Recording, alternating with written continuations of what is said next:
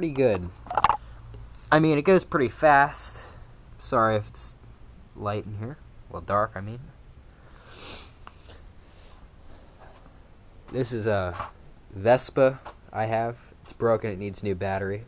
Selling it, so if anybody's interested. And these are scooters I'm just going to sell. One's broken, which is this one, and there's that one. And as we go out here,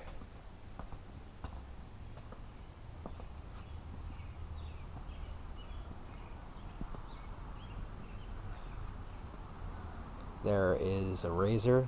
Still works, still ride it. And there is my Baja. I ride this every day. It's a pretty good bike. Pretty fast.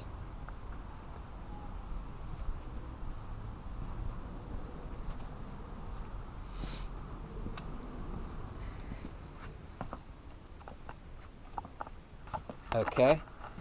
I also have some other bikes from at my dad's house. We ride those in, the woods. You'll be seeing those. I think we have a Kawasaki, 2 Hondas, and then I just bought a motorcycle from the auction for $10. I would also like to save up enough money to get a KTM, but I don't think that's going to happen. So, this concludes the video of my gadgets and dirt bikes. I want you to watch the next video.